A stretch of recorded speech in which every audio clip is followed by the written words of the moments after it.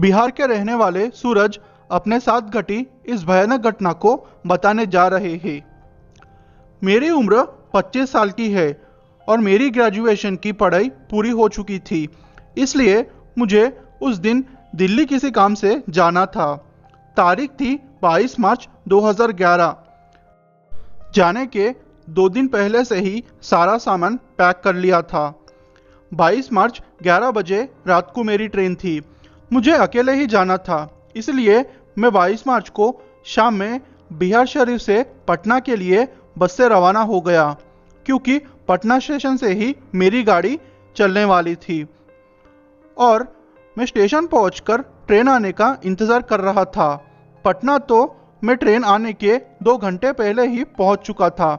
1 घंटा तो मैंने इधर उधर घूमकर काट लिया, फिर मैं स्टेशन में ही आ गया।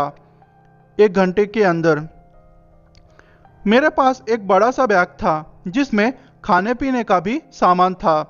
जब गाड़ी आने में लेट थी तो मैं स्टेशन के बाहर पार्किंग की ओर घूमने के इरादे चला गया।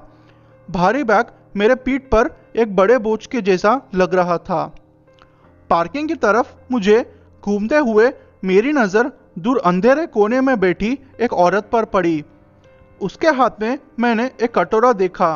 मुझे लगा शायद भीख मांग रही होगी। फिर मुझे लगा यह औरत अंधेरे कोने में ऐसी क्या भीख मांग रही होगी। वो गंदे मैल कुचले कपड़ों में थी। उसकी हालत देखकर मुझे उस पर दया आ गई और मैं उसे कुछ पैसे देने के इरादे से उसकी ओर चला गया। वो औरत सीमेंट के एक बने चबूतरे के पास बैठी हुई थी। मुझे चबूतरे के उस ओर घूमकर जाना पड़ा। जैसे ही मैं उस ओर गया तो मैंने देखा कि वो औरत वहाँ पर नहीं है। मैं एकदम से चौंक गया। मुझे लगा इतनी जल्दी यह कहाँ चली गई होगी। अभी तो एक अपाहिज की तरह यहाँ पड़ी हुई थी, पता नहीं कहाँ गई होगी। मैं यही सोच रहा था कि अचानक से मेरी ट्रेन आने की आवाज़ मेरे कानों तक पहुंची और मैं दौड़कर वहां पहुंचा। मैंने एसी बोगी में सीट रिजर्व करवाया था और मैं खिड़की की तरफ बैठा हुआ था। ट्रेन में तो थोड़ी देर के लिए अफरा तफरी थी, लेकिन थोड़ी देर के बाद ही सब कुछ ठीक हो गया। ट्रेन तक भागकर आने से मेरा गला सूखने लगा था, इसलिए मेरे बैग में पड़ी पानी की बोतल को लेकर मैंने पानी पीना शुरू कर दिया। मैंने कुछ पानी की घुट पी ली और इसी बीच ट्रेन कुछ मिनटों में चलने लगी। मैं लेफ्ट साइड की खिड़की की तरफ था, लेकिन मेरे बगल की सीट अभी भी खाली ही पड़ी थी। वहां 10 मिनट तक कोई भी बैठने नहीं आया था। कुछ देर बाद मैंने देखा कि टीटी अपने साथ एक औरत को लाया और उसे मेरी बगल वाली सीट पर बिठा दिया। मैं खिड़की की तरफ बैठा हुआ था और शीशे से बाहर गुजरते हुए पेड़ों को देख रहा था। अंदर एसी बोगी में काफ़ी शांति का माहौल था और अब रात के तकरीबन 12 से ज़्यादा बज चुके थे, इसलिए मुझे अब नींद भी आ रही थी। रह रहकर मेरी पलकें बंद हो रही थी। मैंने एक नज़र अपने बगल में बैठी उस औरत पर डाली। मैंने देखा कि जिस तरह उसे बिठाया गया था वो एकदम मूर्ति की तरह वैसे ही उस तरह से ही बैठी हुई थी और सामने एक साधी नज़र से कुछ देख रही थी। उसकी यह हरकत देखकर मुझे थोड़ा अजीब लगा। फिर मैं उस पर उतना ध्यान नहीं दिया और सोने को चले गया। आंख लगे बस कुछ ही मिनट हुए थे कि अचानक मुझे लगा कि कोई सपने में मुझे धक्का देकर उठा दिया हो। मैं चौंक कर उठ गया और तुरंत घड़ी में देखने लगा। रात के 2 बज रहे थे। सपने के कारण मैं थोड़ा घबरा सा गया था, इसलिए मैं बाथरूम की ओर चल पड़ा थोड़ा फ्रेश होने के लिए। रात के अब 2:30 बज रहे थे। सभी लोग सोए हुए थे ट्रेन में। मैं बाथरूम से आकर अपनी सीट की ओर जाने लगा। वहां पहुंचकर मैंने देखा कि वो औरत मेरी सीट पर बैठी हुई है। मैंने उस औरत से कहा, देखिए मेरी सीट है ये, आप अपनी सीट पर बैठ जाइए और मुझे अपनी सीट पर बैठने दीजिए। पहले तो वो औरत सामने की ओर देख रही थी, लेकिन जैसे ही मैंने ये बात कही, वो औरत एक अजीब नज़रों से मेरी ओर देखने लगी। मैंने उसकी आंख मैंने उसकी आंखें देखी। उसकी आंखों की पुतलियां एकदम फैली हुई थी। नींद की एक झलक भी उसकी आंखों में नहीं दिख रही थी। उसकी आंखें बहुत ही डरावनी दिख रही थी। मैं दो चार बार उसे वहां से हटने के लिए कहा, लेकिन वो कुछ नहीं सुनी और वहीं बैठी रही। फिर मैंने उससे कुछ नहीं कहा और उसके सीट पर बैठ गया। मुझे उस पर गुस्सा तो आ रहा था, लेकिन मैं कुछ नहीं कर सकता था। अगर मैं उसे कुछ कहता तो वो शोर शराबे में ट्रेन में बाकी सब लोगों को जगह दी थी। इस कारण मैं उसे कुछ नहीं कह पाया। कुछ ही देर बाद मुझे फिर से नींद आने लगी और मैं सो गया।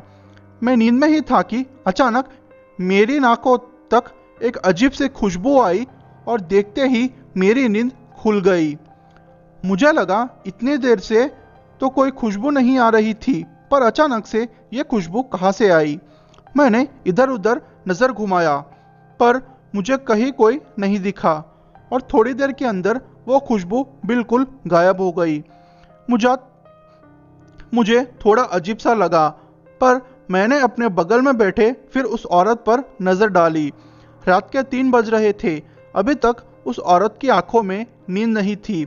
उसका चेहरा एकदम अजीब था।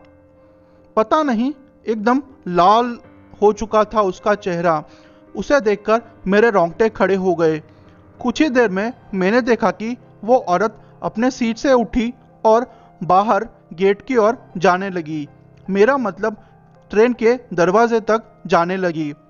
डर तो मुझे लग रहा था, लेकिन मैं उसे देखने के लिए उसके पीछे चला गया, ये देखने के लिए आखिर ये क्या करती है।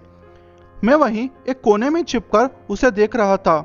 शुरू में तो मैंने देखा कि वो औरत एकदम मूर्ति की तरह खड़ी है उस गेट के पास और सामने की ओर देख रही है।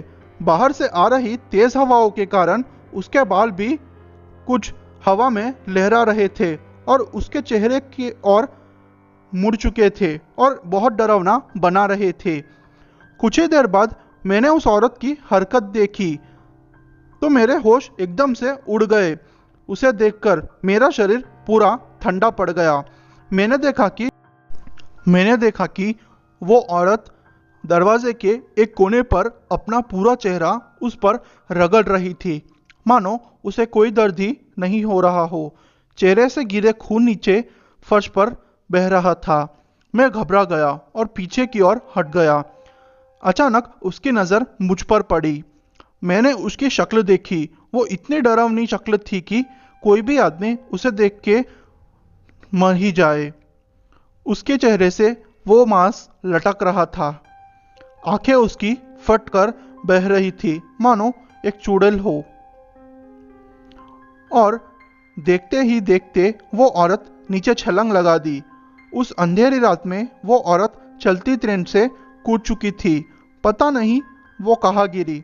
मैं बहुत ज़्यादा डर गया था और किसी तरह डर के साए में रात काटी। बाद में मैं दिल्ली अपने दोस्त के घर पहुंचा। वहां पहुंचकर ये सारी बातें मैंने उनके परिवार वालों को सुनाई। उन लोगों ने कहा, अगर तुम्हारी बात सच है तो तुम्हारा सामना एक बहुत ही खतरनाक चुड़ैल से हुआ था। वो भूत प्रेत ही होते हैं। ये आत्माएं किसी भी रूप में भटकती रहती है, किसी का भी रूप ले सकती है। तुम तो किस्मत वाले हो कि तुम बच गए। बहुत लोगों के साथ ये होता है कि भूत प्रेत उन्हें अपने ही साथ खींचकर लेके जाते हैं। उनकी बातें सुनकर मुझे पता चला कि आज के ज़माने में भी ये चीज़ें मौजूद है। दोस्तों, मेरी कहानी आपको कैसी लगी?